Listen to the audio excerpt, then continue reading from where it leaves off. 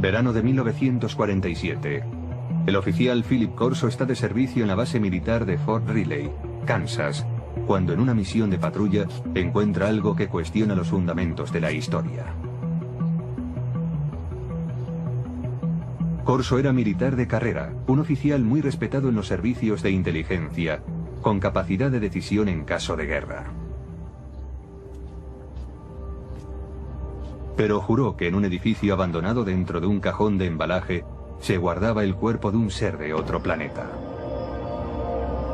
Corso publicaría esta y otras revelaciones en un libro llamado El día después de Roswell, que se convertiría en un bestseller tras su publicación en 1997. 5 coroneles acudieron a una sesión de firma de libros y confirmaron que todo lo que mi padre había escrito era correcto. Corso murió en 1998. Pero los datos que reveló en su libro siguen suscitando polémica. A continuación, trataremos de analizar su carrera militar y sus sorprendentes declaraciones acerca de los ovnis.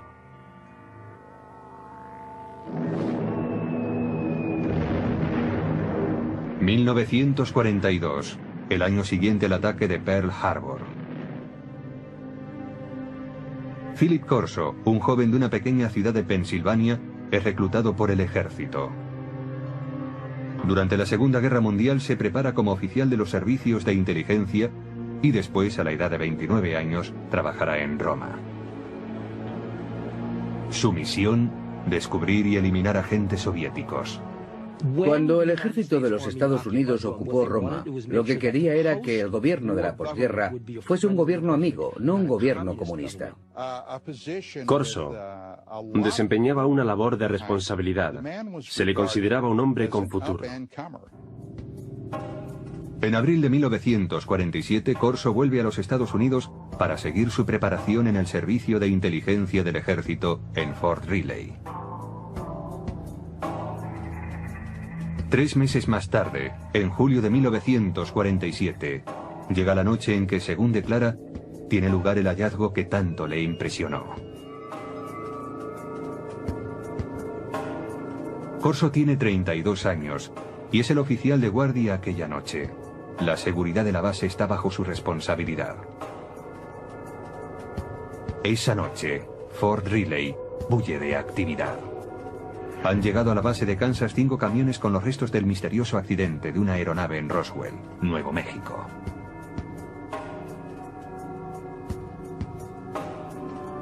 Corso, como oficial de inteligencia, está intrigado por el cargamento. Y hacia las 11 de la noche, entra en el edificio donde se ha dejado la carga. Un policía militar le confiesa que ha mirado en uno de los cajones que formaba parte del cargamento y que no puede describir lo que ha visto. Entonces Corso decide mirar también. Y descubre una especie de ataúdes. Son pequeños, como ataúdes para niños. Intrigado, levanta la tapa de uno de ellos. It looked like a thin body and a humanoid with a sort of a big head on it and eyes, but not too long, and not the shape of it was not as wide as I say as our bodies are. Corso dice que aquel fue su primer encuentro con extraterrestres, pero que no sería el último ni el más significativo. Más tarde, le serían confiados expedientes secretos y objetos de origen extraterrestre. Estos últimos, según él, provocarían una revolución tecnológica. Pero en 1947 acababa de empezar esta historia.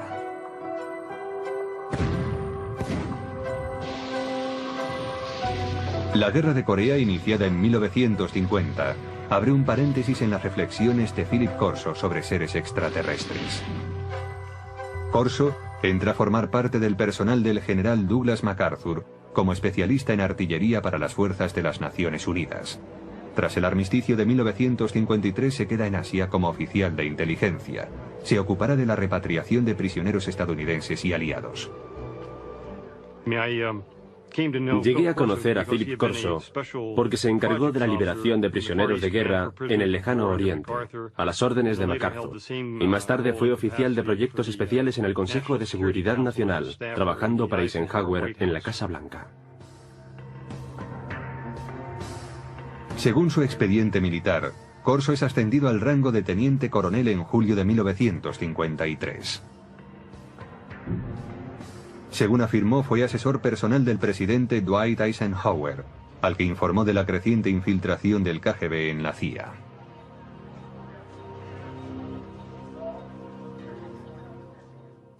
Y Corso se quejaba de esto ante Eisenhower en el Consejo de Seguridad Nacional. Corso declara también que Eisenhower le premió otorgándole la comandancia de un batallón. Los archivos militares confirman que fue nombrado comandante de un batallón de artillería en el campo de misiles de Red Canyon.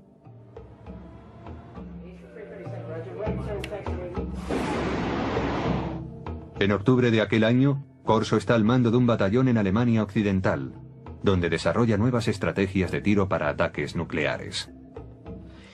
Allí demuestra que sabe cumplir órdenes, pero también demuestra que tiene iniciativa. Está al mando de una batería de armas nucleares. Si se hubiese declarado la guerra contra la Unión Soviética en los años 50, cuando Corso estaba en Alemania, él habría tenido autoridad para disparar armas nucleares. Pero cuando vuelve de Alemania, su carrera cambia totalmente de dirección. El brillante oficial de la inteligencia, intrépido cazador de espías enemigos y comandante de artillería con potestad para utilizar armamento nuclear, se convierte ahora en reservista de la Guardia Nacional. En octubre de 1960, Corso está prácticamente retirado. Es asesor a tiempo parcial en una base de la Guardia Nacional en Maryland. Se podría decir que alguien no estaba satisfecho con él. No tuvo la recompensa merecida. Pero algunos creen que Corso está siendo reservado para su cometido más importante y secreto. Hay una mano oculta que dirige su carrera. Es la mano de Arthur Trudeau. Philip Corso tiene un poderoso protector en el teniente general Arthur Trudeau. Graduado en West Point, en la promoción de 1924, Trudeau es considerado un oficial progresista y admirador de la alta tecnología.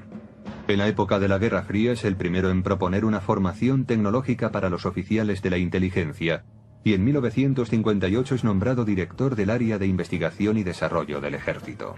Cuando Trudeau tiene ocasión de nombrar a un adjunto, recurre a Corso, y así se inicia la etapa de este último en el área de investigación y desarrollo. General called me and said, "Don, establish Foreign Technology Division, and you're the chief of it. And you got an office down next floor under me." Hasta ese momento de su carrera, la trayectoria de Corso en el ejército es fácilmente verificable examinando los archivos militares. Trabajó en el Pentágono. Allí estaba su despacho, así consta. Y lo hizo para el general Trudeau, que le conocía bien, de eso no hay duda. Pero desde que empezó su labor en el Pentágono, el rastro de su carrera es más difícil de seguir y también es más difícil confirmar sus declaraciones. Corso escribió que su trabajo en el Pentágono incluía el análisis de los avances militares extranjeros como el armamento para helicópteros desarrollado por los franceses o el caza de despegue y aterrizaje vertical del ejército británico. Dicha tecnología sería invertida por los estadounidenses. Los militares han desarrollado a lo largo de los años una serie de proyectos dirigidos a copiar dispositivos tecnológicos provenientes del extranjero. Así, una de las tareas de Corso era acceder a esa tecnología extranjera, como la francesa, e invertir su ingeniería. Si se descubría algo bueno, era incluido en los planes tecnológicos propios. Invertir la tecnología enemiga resultó algo habitual en la época de la Guerra Fría. Los soviéticos utilizaron los aviones Sabor capturados de los norteamericanos para invertir su tecnología, y los Estados Unidos utilizaron los MiG capturados para invertir la ingeniería soviética. La tarea de Corso implicaba estudiar la tecnología extranjera, pero su trabajo cambiaría pronto. Poco después del 20 de julio de 1961, dice Corso, el general Trudeau le llama a su despacho y le adjudica una labor sorprendente: examinar la tecnología de la nave extraterrestre que se estrelló en Roswell, Nuevo México, en 1947.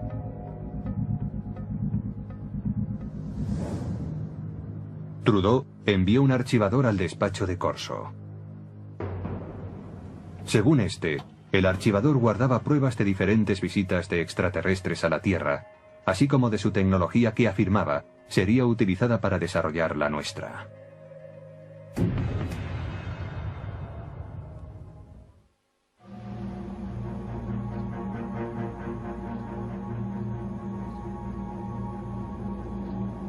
Philip Corso declaró que en 1947 él había visto los cuerpos de los extraterrestres cuyo ovni se había estrellado cerca de Roswell, Nuevo México. La descripción de Corso coincide con la de aquellos que se declararon testigos del accidente. Los alienígenas, según estos testigos, eran 4 pequeños seres humanoides, con manos de 4 dedos, piernas delgadas, una cabeza excesivamente grande y ojos en forma de almendra.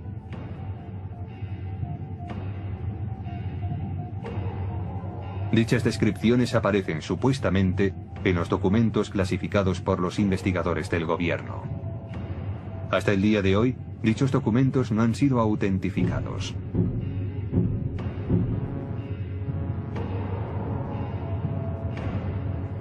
Corso insiste en que él nunca habló con nadie sobre lo que vio en Fort Riley. Pero en el verano de 1961, el entonces teniente coronel de 46 años es destinado a un proyecto del Pentágono que le obligará a recordar esa experiencia. Fue nombrado jefe de investigación y desarrollo del ejército, con oficina en el Pentágono. Una vez más, tenía un puesto de gran responsabilidad. Su meta, que la potencia militar de los Estados Unidos aventajara en decenas de años a la de los demás países.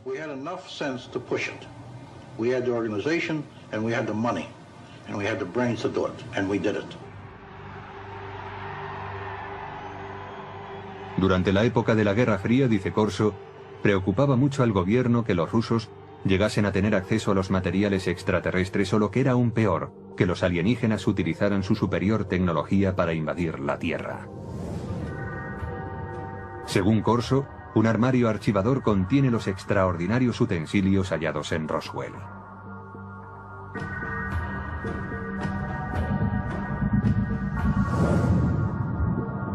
Un trozo de traje metálico superresistente. Corso afirma que quizás sirviera para proteger a los alienígenas.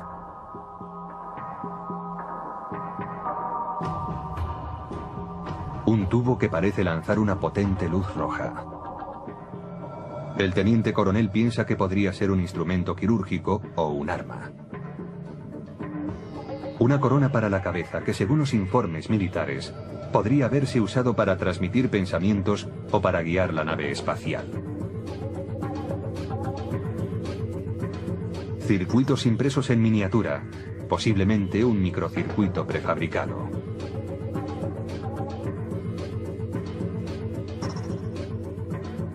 Un cable flexible que podría haber transmitido luz. Y una lente para ver en la oscuridad, supuestamente extraída del ojo de un extraterrestre.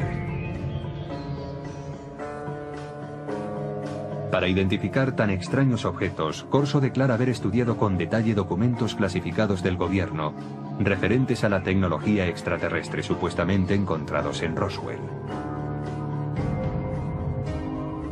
Según dichos informes, algunos de los más destacados científicos del mundo, hombres como Werner von Braun y J. Robert Oppenheimer, accedieron al lugar del accidente en Roswell.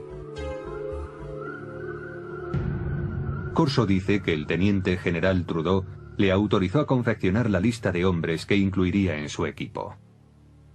You will put on that team anybody that you want. Engineers, scientists, even I told the Germans. Told them I'll take a couple of Germans too, in addition to the US scientists. Basándose en la cuidadosa lectura de los informes Roswell, Corso declara haber desarrollado su propia teoría sobre cómo podría funcionar la nave extraterrestre. Lo que decía Corso era que la nave no era un platillo volante. No vino volando, sino que lo hizo saltando en el tiempo. Decía que eso era todo lo que sabía, que había una especie de onda alrededor de la nave, que hacía suponer que se trataba no de una nave espacial, sino de una máquina del tiempo. Y la razón es que para recorrer tan enormes distancias, tenía que abandonar lo que nosotros conocemos en física como un continuum espacio-tiempo, desprenderse de eso y aparecer repentinamente en otro lugar. En las notas personales de Corso hay dibujos que detallan sus conceptos. Corso especula con que la nave extraterrestre fuese manejada mentalmente por un mecanismo encajado en el cráneo del alienígena. Parece que si se gira la corona en torno al cráneo del alienígena, las tomas electromagnéticas encajarían con determinadas partes de su cerebro. Una vez concluida la investigación, Corso decide que está preparado para ir más allá. Su aplicación. La tecnología extraterrestre que, según él, procede de Roswell, es mostrada a determinadas firmas para su desarrollo. Traten de imaginar qué sucedería si una nave espacial se estrellase contra la Tierra y en ella hubiese un fabuloso dispositivo tecnológico y alguien como Corso entregara ese material a unos laboratorios de investigación diciendo: averiguad cómo funciona esto. El resultado, sostiene Corso, fue el replanteamiento de todos los avances tecnológicos producidos hasta entonces.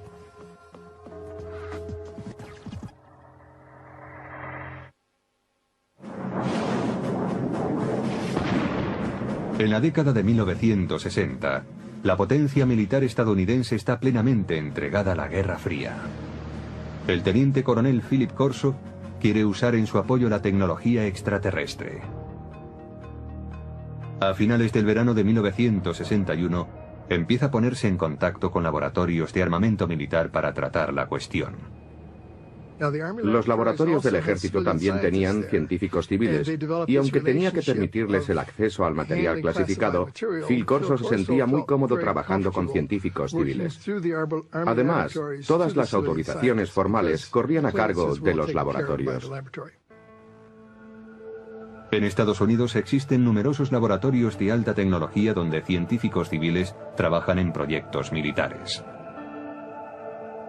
Los Álamos, sede del proyecto Manhattan, quizás sea el más famoso. Pero en 1961, Fort Belvoir, en Virginia, desarrollaba en secreto un proyecto para conseguir la visión nocturna. Corso declara que este sería el primer laboratorio al que recurriría. Para que aquellos objetos fueran analizados debidamente, no podía llevarlos a un taller de reparación de radio. Debía llevarlos a algún lugar de suficientes garantías. Según Corso, los testigos de Roswell declararon que la nave extraterrestre usaba una tecnología muy avanzada que permitía la visión nocturna. Si alguien entraba en la nave y miraba hacia afuera, veía el exterior tan nítidamente como si fuese de día, aún en plena noche. También hay, según Corso, una lente extraída del ojo de un extraterrestre que tiene la propiedad de aumentar la intensidad de la luz. Nadie sabe relacionar ambas cosas, dice Corso, pero todo el mundo es consciente de su valor potencial. Corso mantiene que a finales del verano de 1961 muestra a los investigadores de Fort Belvoir la lente extraída del ojo del alienígena y, al parecer, otro tipo de tecnología para aumentar la intensidad de la luz, también hallado en la nave. Este es el tipo de tecnología que, aunque parece ser que ya se había empezado a desarrollar durante la Segunda Guerra Mundial, realmente avanzó en progresión geométrica en años posteriores. Ahora bien, ¿puede esto atribuirse a la tecnología hallada en Roswell? Según Corso, sí.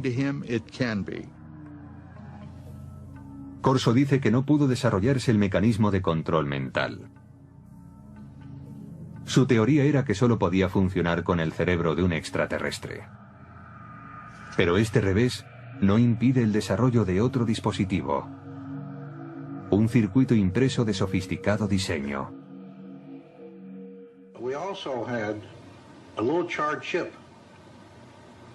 Small thing, maybe 3/8 of an inch square, 2 threads coming out, and a little one in the center with thin wires. These came from Roswell. We didn't know exactly the function of these integrated circuits, but we suspected that these were circuits, electrical circuits. Corso afirma que llevó el objeto a los laboratorios Bell, que habían desarrollado el transistor 14 años antes. Dice que los científicos del laboratorio consiguieron analizar y más tarde reproducir el microchip extraterrestre. ¿Qué pasaría si ocurriese algo así? Sucedería que en un corto espacio de tiempo el mundo se transformaría radicalmente. No hay duda de que a partir del desarrollo de los circuitos integrados a principios de los 60, el mundo se ha transformado. Se han hecho realidad dispositivos electrónicos desde el teléfono celular al ordenador portátil. El microchip de Roswell estaba dañado por el accidente, según dice Corso. Pero tiene en su poder otro objeto de los alienígenas, y este aparentemente funciona a la perfección. Él sabía por los informes que cuando aquel aparato se puso en funcionamiento, causó quemaduras sobre las superficies hacia las que fue enfocado. Los informes militares clasificados, según Corso, especulaban con que el dispositivo hallado en Roswell, aparentemente capaz de abrir agujeros en las paredes, era algún tipo de herramienta de corte, quizás usada en cirugía. En Aeronáutica Hughes, desde finales de los años 50 y hasta principios de los 60, los investigadores trabajaron en lo que serían los primeros de seguimiento y derribo para la aviación militar. Pero los ingenieros tuvieron problemas a la hora de diseñar un dispositivo práctico. Esto fue así, dice Corso, hasta que él les mostró la extraña herramienta de origen alienígena. El proceso se aceleró después de los años 60 y 61, porque se inventaron nuevos métodos de fabricación de dispositivos láser. A medida que avanzaba la ciencia, avanzaba también la ingeniería. Según los informes, el archivador citado por Corso contiene otro tesoro encontrado en Roswell. It was glass tubes. And they emitted different color lights. And those were sent to Bell Laboratories. From that was one of the greatest advancements I think we have today came out in fiber optics. Muchos investigadores de ovnis mantienen la teoría de que la nave no tenía cables convencionales porque estaba dotada de cables de fibra óptica. Resulta que la transmisión de información mediante la luz era ya una tecnología conocida. Data de la época de uno de los pioneros del teléfono, Alexander Graham Bell, que hizo pruebas con un aparato que él llamó fotófono en 1880. Casi nadie ha oído hablar de él, pero muchos científicos de la época creían que el fotófono era un invento mucho más meritorio que el teléfono. El fotófono era una manera de transmitir la voz mediante un rayo de luz. La investigación instada por Corso determinó que la transmisión de datos por medio de la luz era inviable debido a que no se podía dirigir un rayo de luz con capacidad para desviarse al hallar un obstáculo. Pero Corso confiaba en que el dispositivo de Roswell podría contener la solución. Estudiaron aquella fibra de vidrio y vieron que la luz podía desviarse, es decir, podía trazar curvas. Llegaron a la conclusión de que aquello se debía al revestimiento del cable. Aquella era la clave para hacer funcionar la fibra óptica.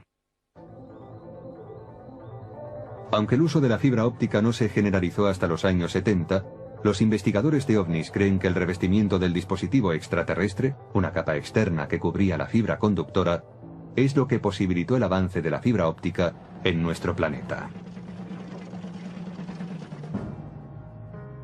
Corso también examina algunas fibras muy resistentes que, según los informes militares, proceden de los trajes de los alienígenas. The first thing of the fabric that amazed me was a thread that I couldn't cut with a razor blade. Just a thread. Corso ofrece en su libro una teoría referente a las fibras que componían el tejido de los trajes alienígenas. El cuerpo de los extraterrestres, posiblemente de materia más vulnerable, estaba protegido por la gran resistencia de un tejido que, en cierto modo, formaba un escudo. Y según Corso, no se vestían con él, sino que lo tejían a su alrededor. Es decir, lo hilaban como un capullo de seda. Corso se pregunta si estas fibras tan resistentes tendrían aplicación como material antibalas para ser usados por los cuerpos de seguridad y por el ejército. Corso asegura que el ejército intentó llevarlo a la Universidad de Colorado para tratar de fabricar dicho material. A mediados de la década de los 60 hubo grandes avances en cuanto a tejidos resistentes. Usaban la tecnología de los polímeros, el tipo de moléculas que, decía Corso, estaban presentes en el tejido extraterrestre. En 1965 se inventa el Kevlar, un tejido que se usaría en chalecos antibala. Una prueba más, según Corso, del impacto de la tecnología extraterrestre.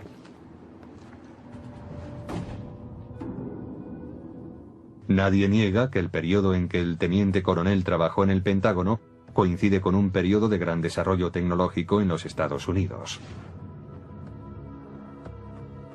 Los defensores de Corso dicen que la tecnología alienígena tuvo mucho que ver, pero otros ven las cosas de un modo diferente.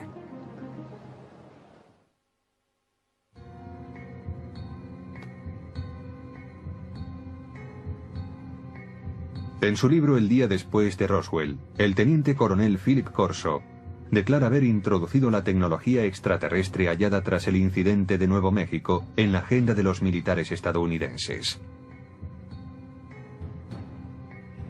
Pero otros afirman que los avances científicos de los años 60 no fueron obra de un héroe, ni se debieron a la ayuda extraterrestre. Resulta simpático pensar en un héroe que nos conduce a un mundo de avanzadas tecnologías adquiridas de platillos volantes. Pero después de trabajar en numerosos programas de investigación y desarrollo, puedo asegurar que no es esa la forma en la que avanza la tecnología. Por ejemplo, en un programa aeronáutico de propulsión nuclear, empleamos 3.500 personas, 1.100 de ellas eran ingenieros y científicos. Gastamos $100 millones al año. Esa es la clase de trabajo que se hace para desarrollar una nueva tecnología. Dice Corso que el uso del láser pasó de la teoría a la práctica después de que los científicos examinaran el objeto encontrado entre los restos del accidente de Roswell. Pero para los historiadores, eso es ciencia ficción. El láser es un buen ejemplo para aclarar que un invento no surge de la noche a la mañana. No se produce porque a un científico le llegue la inspiración, baje a su taller del sótano y 15 minutos después obtenga un rayo láser. En realidad, el estudio del láser empezó en 1951, cuando un físico de la Universidad de Columbia estaba dando un paseo por Washington. Aquel físico era Charles Townes. Me desperté pronto aquella mañana, preocupado por no haber llegado a ninguna conclusión. Después del desayuno salí a dar un paseo por el parque. De pronto pensé, un momento, podemos disponer de toda una colección de moléculas, todas ellas activadas con un exceso de energía.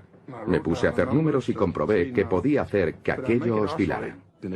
Necesitó 2 años y $50.000 de subvenciones gubernamentales antes de presentar un prototipo de láser de microondas, aunque escasamente operativo. El primer dispositivo láser utilizaba microondas, no luz. La versión emisora de luz no estuvo operativa hasta 1960, 9 años después de que el profesor Townes iniciara sus investigaciones. En cuanto a la aportación de los alienígenas... No, los extraterrestres no tuvieron nada que ver con la tecnología del láser y en realidad yo tampoco. No creo que los extraterrestres nos hayan dado ninguna información. Mientras que el desarrollo del láser se produjo con lentitud, los circuitos integrados avanzaron rápidamente. Pero el mayor logro de los científicos vino mucho después de que Corso se jubilase. El verdadero avance tuvo lugar en 1971, cuando un hombre llamado Tim Hoff introdujo un microprocesador en una pieza de silicona, una computadora en un chip. Lo que sucede básicamente en un circuito integrado es que controlamos el flujo de electrones, o en ciertos casos, la ausencia de electrones. Ted Hove, conocido como el arquitecto del microprocesador, empezó a trabajar con circuitos integrados en 1968. Hove refuta la declaración de Corso según la cual un chip alienígena hallado tras el accidente de Roswell hizo posible una versión terrestre. En un accidente, se puede suponer que se han producido daños, y estos daños pueden hacer aún más difícil el análisis de un objeto. Incluso cuando se dispone del objeto, se necesita un contexto. Quien haya visto este objeto en aquellos días, sin un contexto en el que enmarcarlo, en otras palabras, sin saber para qué servía, tendría incluso menos posibilidades de entenderlo. Hove dice además que para reproducir un circuito integrado, como Corso dice que se hizo en 1961, habría sido necesario un microscopio electrónico de exploración, el cual no se inventó hasta 1966. Incluso si se observan hoy en día estos objetos, su resolución es tal que los microscopios ópticos ordinarios no podrían apreciarla.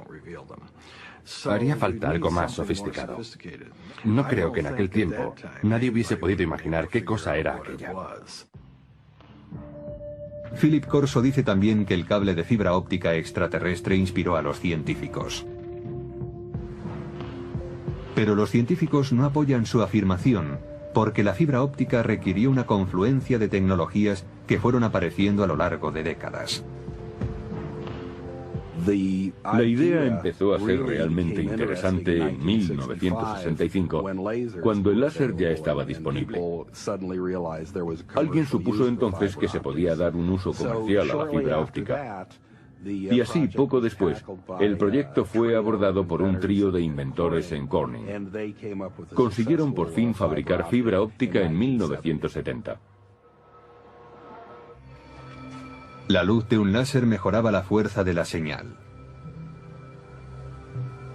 El equipo de investigadores de Corning Glass creó una forma de sílice fundido. Este purísimo material de vidrio era capaz de transportar 65.000 veces más información que el hilo de cobre. La fibra óptica ya era algo interesante desde el punto de vista comercial, 10 años después de que Corso proclamara haber acelerado la tecnología. Ese fue el verdadero logro de Don Deck, Peter Schultz y Bob Maurer. Encontrar esa forma tan innovadora de fabricar vidrio. Corso declaró también que su secreto había inspirado un salto cuántico en la tecnología de la imagen. Pero los expertos afirman que la tecnología para convertir la noche en día también llevaba décadas desarrollándose. El proceso fue evolucionando paulatinamente. Había empezado allá por 1940, cuando se suministraron a los ejércitos aliados, en la Guerra del Pacífico, pantallas de radar con intensificación de imagen. El primer dispositivo de visión nocturna empleaba la formación de imágenes térmicas. Desarrollado por los alemanes durante la Segunda Guerra Mundial, convertía energía calorífica en un espectro visible usando una luz infrarroja y un receptor. Más tarde, a principios de los 60, William Spicer, un investigador del Departamento de Defensa, creó un mecanismo para la intensificación de la imagen. Los científicos de Fort Belvoir se basaron en sus trabajos. La intensificación de imagen no requiere luz adicional. Funciona como un receptor de radio para ondas lumínicas, amplificando la luz existente. Los intensificadores de imagen actuales son lo bastante pequeños para poderse llevar como gafas y son capaces de amplificar la luz, multiplicándola por 35.000. Los científicos argumentan que si Corso tenía realmente un intensificador de imagen extraterrestre, mostrárselo a los investigadores en 1960 habría ayudado poco al progreso de esa tecnología. La ingeniería necesaria progresaba a un ritmo muy lento. Lograr la visión nocturna fue, en gran medida, el resultado de un trabajo de ingeniería realmente brillante. Finalmente, según expertos en tecnología, las fibras superresistentes de Corso no venían de los trajes espaciales de los alienígenas, sino del fruto de años de investigación de una científica llamada Stephanie Kwolek, que trabajaba en la compañía DuPont. Ella consiguió enlazar cadenas de átomos en 1965. En 1971 el Kevlar ya estaba en el mercado. La teoría de que algo como el Kevlar salió de un platillo volante resulta tan chocante para mí como insultante para alguien como Stephanie Kwolek, que invirtió enormes esfuerzos, años de su vida, una enorme dedicación e inteligencia para desvelar los secretos de la naturaleza. Además, algunos escépticos insisten en que el teniente coronel Corso sencillamente no tenía los conocimientos suficientes para promover un programa de ingeniería inversa. Leí algo que había escrito hace años y vi que aquello no era alta tecnología. Yo he trabajado para General Electric, Westinghouse, General Motors, TRV System, McDonnell Douglas y junto a muchos científicos. Yo mismo soy físico y no vi nada en los escritos de Corso que indicara que tenía los conocimientos, el talento, la formación para manejar un material como aquel y llevarlo a la industria. Corso tenía una respuesta para tal objeción. Decía que su equipo de científicos de élite le ayudaba a interpretar los objetos de Roswell. I didn't have the training or the background for something. They got highly technical. But fortunately, the German scientists were there. I knew von Braun, and I knew Hermann Oberth. Oberth was a man that said we've been helped. But we had to keep it quiet to protect our budget, protect our organization. Para los escépticos, caben más dudas acerca de Corso. Según ellos, un teniente coronel no debería asumir funciones como las que Corso se atribuía. Creo que un indicio de su consideración dentro del ejército viene dado por el hecho de que nunca llegó a coronel, a pesar de sus muchos años de servicio. Pero otros apoyan las afirmaciones de Corso, en particular aquellos que dicen conocer el funcionamiento interno del ejército. En aquellos días, un teniente coronel tenía mucha más autoridad e importancia que ahora. Pero incluso hoy, hay tenientes coroneles que conocen mucho acerca de planes y operaciones importantes. Todos los científicos y militares con los que Corso dijo haber trabajado afirman que no había implicación extraterrestre en las tecnologías desarrolladas a partir de aquellos años. No existen documentos de ningún tipo que avalen las afirmaciones de Corso sobre ingeniería alienígena aplicada a la terrestre. Pero sus partidarios defienden que si no hay rastro de ningún documento, es por una razón.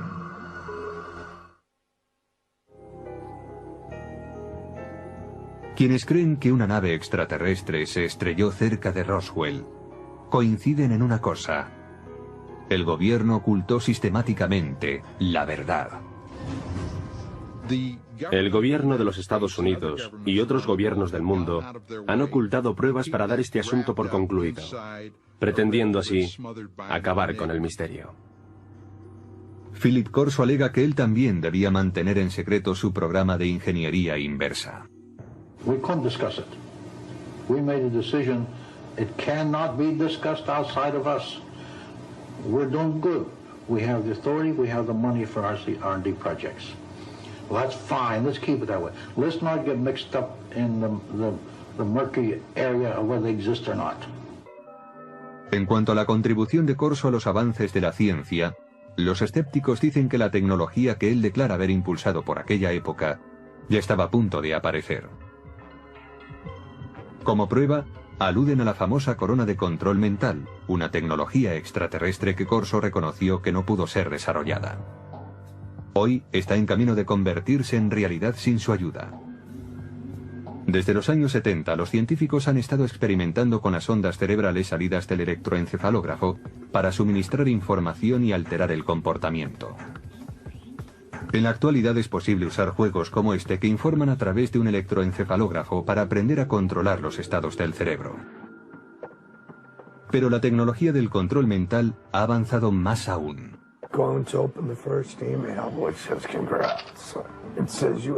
En 2004, la FDA autorizó a los investigadores para experimentar con unos diminutos implantes cerebrales, diseñados para que las personas discapacitadas pudiesen controlar un ordenador con su pensamiento.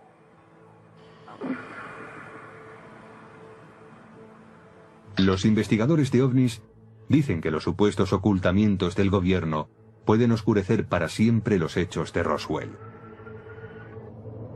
Y en consecuencia, oscurecer también la verdad sobre si la tecnología extraterrestre contribuyó al desarrollo de la fibra óptica, los tejidos superresistentes, el láser, los circuitos integrados o la intensificación de imágenes. Hay gente que cree que los extraterrestres intervinieron, por ejemplo, en el 3500 a.C. en Egipto, para ayudar a los egipcios a construir pirámides. Pero los egipcios del año 3500 a.C. eran muy capaces de poner un gran bloque de piedra encima de otro. Si los egipcios hubiesen desarrollado de repente teléfonos celulares o algo así, entonces yo diría, de acuerdo, aquí hay un invento. Pero no fue eso lo que hicieron. Aunque el teniente coronel Philip Corso pueda ser cuestionado, sus ideas hayan suscitado polémica y sus afirmaciones hayan sido consideradas como propias de la ciencia ficción, su aportación al mito de los ovnis y a las leyendas populares no puede ser ignorado. Los militares, el Pentágono, el gobierno de los Estados Unidos no dan ese tipo de autoridad a un incompetente. Este hombre estaba bien considerado y era muy respetado. At my age, what do I have to lose? I have to let my grandchildren and my children know this, because how long will I be around yet? And when I go, it goes with me. Debió de haber muchos días, muchos, en los que Philip Corso se preguntase, ¿por qué yo? ¿Por qué tengo esta información? Yo creo que eso es algo que le atormentó durante muchos años. Es muy difícil guardar un secreto así para uno mismo. Hasta hoy solo se ha contado el 10% de la historia, dijo mi padre. El resto es información clasificada.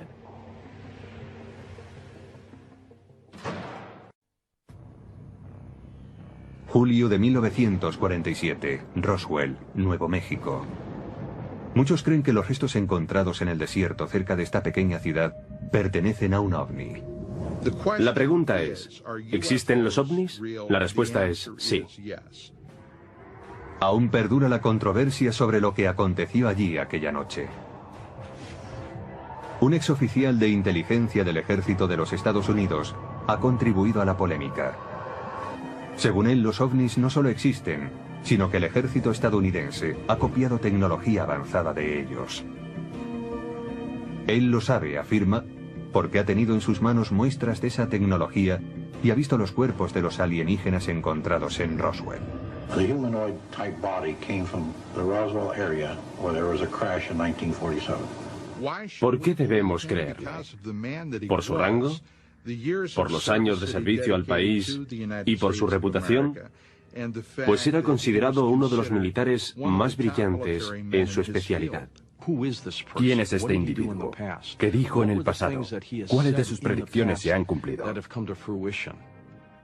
Según las palabras del teniente coronel Philip Corso, él era el responsable de que la tecnología extraterrestre llegara a los laboratorios militares y a los científicos civiles, quienes se valieron de ella para fabricar dispositivos láser, fibra óptica, circuitos integrados, gafas de visión nocturna y chalecos antibalas.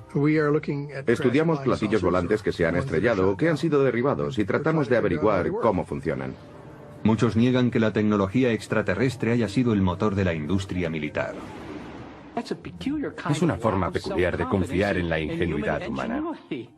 Supe que Philip Corso no decía la verdad gracias a una serie de cosas. ¿Será la historia de Philip Corso fruto de su fantasía y su ambición? ¿O la confirmación de que en Roswell se estrelló un ovni en 1947? ¿Se inició realmente gracias a ese hecho un programa militar secreto que incorporaba la tecnología extraterrestre a la industria armamentística?